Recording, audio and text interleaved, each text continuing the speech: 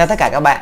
Gấu là loài động vật có vú trong họ Ursidae bao gồm 8 loài: gấu Bắc Cực, gấu đen Mỹ, gấu đen châu Á, gấu xám, gấu trúc khổng lồ, gấu mặt ngắn Andes, gấu chó và gấu lười. Trong đó gấu Bắc Cực là loài gấu lớn nhất và cũng là động vật ăn thịt lớn nhất ở trên cạn. Hãy cùng mình tìm hiểu một vài sự thật thú vị về chúng nhé. Chúng thích nghi với việc sống trong môi trường khắc nghiệt ở Bắc Cực và đang bị đe dọa bởi biến đổi khí hậu. Về tên gọi, tên khoa học của gấu Bắc Cực là Ursus maritimus, nghĩa là gấu biển. Gấu Bắc Cực chủ yếu sống trên băng, săn mồi trong đại dương và trên băng để kiếm thức ăn. Do đó chúng được xếp vào nhóm động vật có vú ở biển và là loài gấu duy nhất được phân loại như vậy. Về hình dáng, gấu Bắc Cực có thân hình chắc nịch, cổ dài, đầu tương đối nhỏ, tai ngắn, tròn và đuôi ngắn.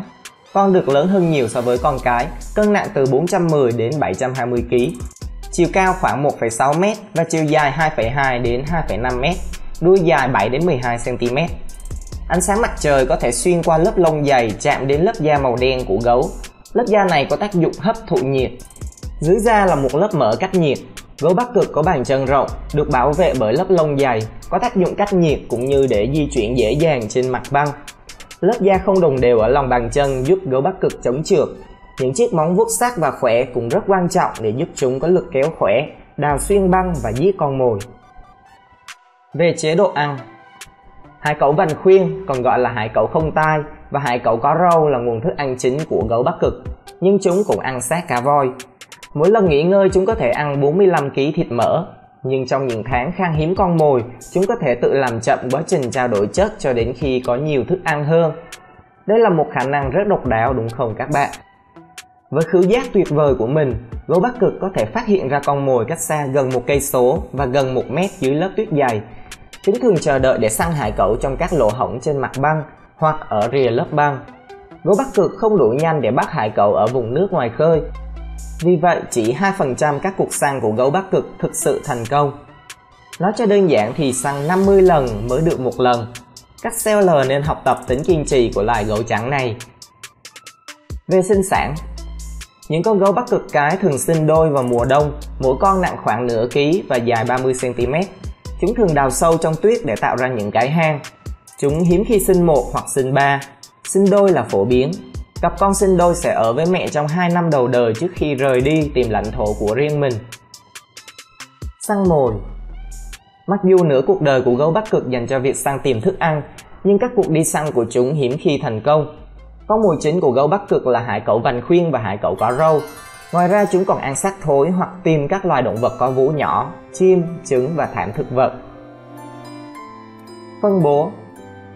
Quê hương của gấu Bắc Cực là trên biển băng, nơi chúng săn hải cẩu tại các lỗ hổng trên mặt băng.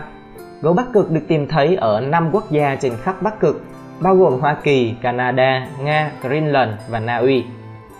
Rất khó để ước tính số lượng gấu Bắc Cực trên toàn cầu vì phần lớn phạm vi này rất ít dữ liệu nghiên cứu. Tuy nhiên, các nhà sinh vật học ước tính có khoảng 20.000 đến 25.000 con gấu Bắc Cực trên toàn thế giới. Biển băng rộng lớn và luôn thay đổi, do đó phạm vi sống của gấu Bắc Cực rất lớn hơn nhiều so với lãnh thổ của bất kỳ loài gấu nào khác. Phạm vi phân bố của gấu trắng phụ thuộc vào 2 yếu tố chính: chất lượng của băng biển và sự sẵn có của hải cẩu.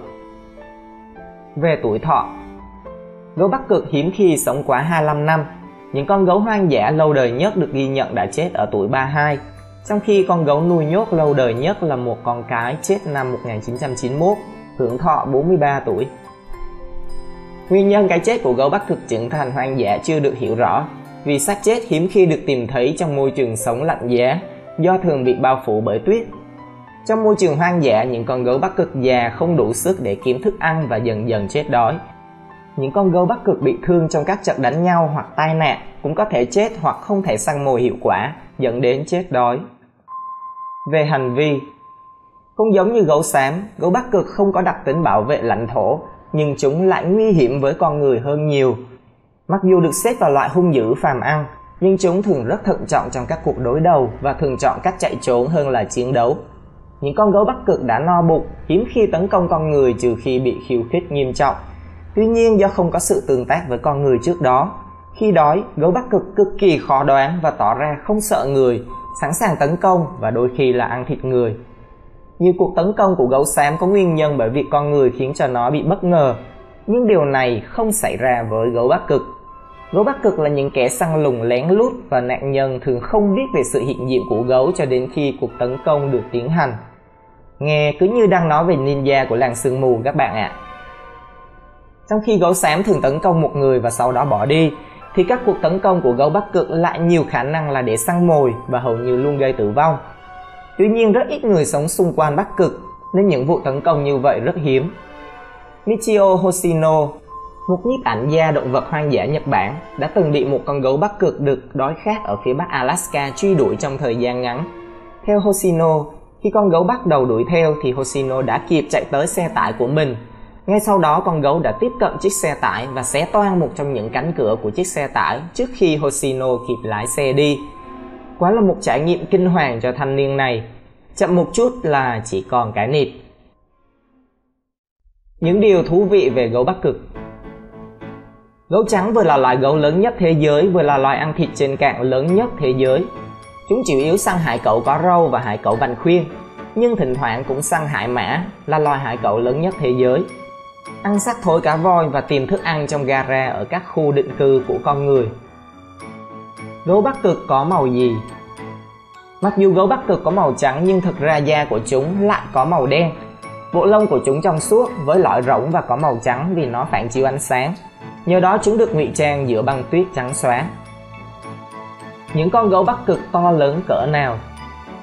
Gấu Bắc Cực là loài ăn thịt khổng lồ nhất trên cạn và có chiều dài tối đa lên tới 3 mét. Trung bình con đực trưởng thành có thể nặng từ 410 đến 720 kg và con cái có thể nặng từ 152 đến 295 kg. Trong những trường hợp đặc biệt, một con gấu Bắc Cực đực có thể nặng đến 800 kg, bằng tổng trọng lượng của 10 người đàn ông, to gấp đôi con cái. Chúng có thể dài đến 3 mét, vì vậy gấu Bắc Cực đã trở thành loài ăn thịt trên cạn lớn nhất trên thế giới. Gấu Bắc Cực có thể bơi bao xa? Gấu Bắc Cực có thể bơi trong khoảng cách rất xa và trong nhiều giờ giữa biển băng, sử dụng bàn chân trước làm mái chèo và giữ chân sau bằng phẳng để hoạt động như một bánh lái. Chúng có thể đạt tốc độ lên đến 10 km/h trong nước. Như vậy ngay cả Michael Phelps cũng không nhanh hơn nó khi ở dưới nước. Kình ngư này cũng chỉ đạt tốc độ tối đa là 10 km/h khi ở dưới nước. Làm thế nào để gấu Bắc Cực giữ ấm? Nhờ có bộ lông cách nhiệt mà gấu Bắc Cực có thể chống chọi những mùa đông khắc nghiệt. Bộ lông bẩn, ướt và nhão ít có khả năng giữ ấm cho cơ thể. Vì vậy chúng tẩy sạch bộ lông trong tuyết để luôn sạch sẽ và không có ghẻ. Chúng có thể đánh hơi mùi con mồi cách xa cả km. Gấu Bắc Cực có khứu giác rất mạnh. Chúng sử dụng khứu giác này để tìm các lỗ thở của hải cẩu trong băng. Khi đã tìm thấy lỗ, con gấu sẽ kiên nhẫn chờ đợi cho đến khi hải cẩu ngoi lên thở để tấn công. Chúng thậm chí có thể phát hiện một con hải cẩu trong nước dưới lớp tuyết đặc dày 1 mét. Một ninja cảm nhận đích thực. Có tới 19 quần thể gấu Bắc Cực. Tổng số lượng khoảng 25.000 con được chia thành 19 nhóm hay có thể hiểu là quần thể. Trong số này chỉ có một nhóm đang tăng số lượng, 5 nhóm ổn định và 4 nhóm đang giảm. 9 nhóm còn lại chưa được đánh giá vì thiếu dữ liệu. Chúng phải đối mặt với nhiều mối đe dọa hơn là biến đổi khí hậu. Gấu Bắc Cực được liệt kê trong diện sẽ nguy cấp trong sách đỏ của IUCN, đánh giá lần cuối vào năm 2015.